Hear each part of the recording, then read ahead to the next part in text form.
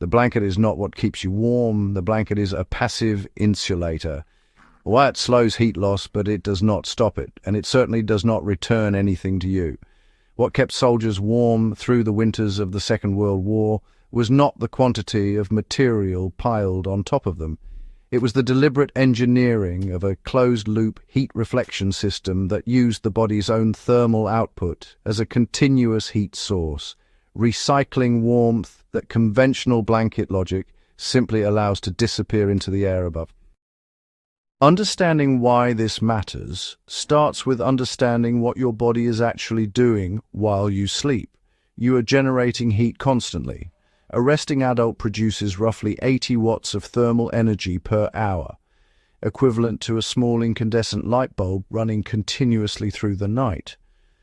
The question is never whether your body is producing heat. The question is whether that heat is being lost faster than it is being produced. In cold conditions, conventional bedding loses that race. The closed-loop system wins it, not by generating more heat, but by stopping the loss at the architectural level. The principle the military applied is thermal reflection. Instead of absorbing body heat and gradually releasing it to the surrounding air, which is what most fabric-based insulation does, a reflective barrier sends radiated heat back toward the body before it can escape the system entirely. The heat does not leave, it cycles. The body stays warm, not from external input, but from its own recycled output, and the efficiency of that cycle determines how warm you stay through the coldest part of the night. Building this system requires thinking in layers rather than in bulk. The instinct in cold conditions is to pile on more material, more blankets, more clothing, more mass. Military field conditions forced a different calculation because bulk was not available and weight mattered. The solution was geometry and material selection rather than quantity. A reflective layer positioned closest to the body, between the body and the outer insulating layer, intercepts radiated heat before it reaches the outer material and bounces it back inward. The outer layer then only needs to handle the small fraction of heat that makes it through, rather than the full thermal output. This is where a product like the Prepared Hero Emergency Thermal Blanket becomes relevant. It does not replace your other insulation. Instead, it completes the loop your other insulation leaves open. The heat that would have dissipated through your sleeping bag or blanket stack gets redirected back to the source, and the fiberglass construction is what makes that redirection durable rather than, just a one-night result. If you want to build a body heat loop system similar to what World War II soldiers used, this is one of the items to get. It comes in a pack of 4, and the link is in the description. So grab it now because they move fast. The second element of the military system addresses something most people never think to measure: the specific locations where heat exits the closed loop fastest. Most people assume heat loss is uniform across the body and the sleep environment. It is not.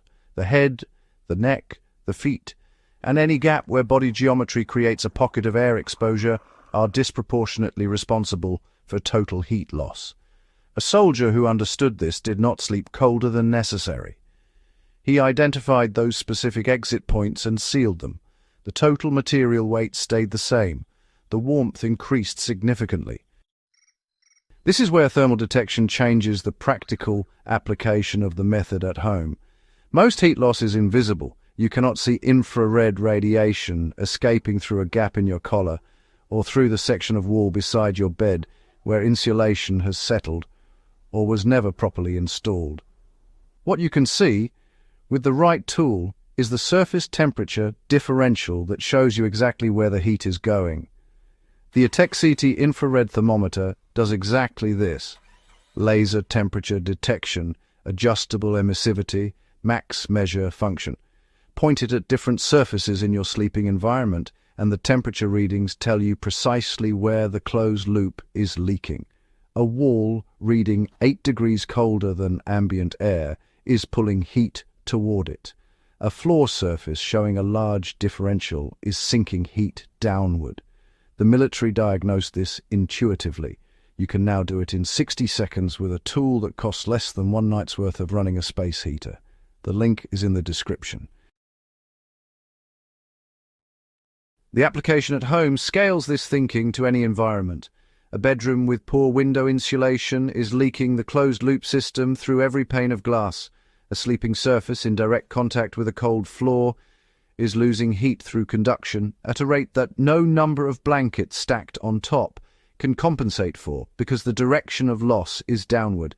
A gap at the base of a door is introducing cold airflow that disrupts the thermal envelope entirely. None of these are solved by buying a heavier blanket. All of them are solved by understanding where the system is leaking, which requires measurement, not guesswork. The soldiers who figured this out in the field were not doing thermodynamics. They were solving a practical problem with available materials and clear-eyed observation of what worked. The physics behind it did not require a textbook. It required paying attention to where the warmth went, and deciding to stop letting it go. Share and comment. The product links are in the description. See you in the next one.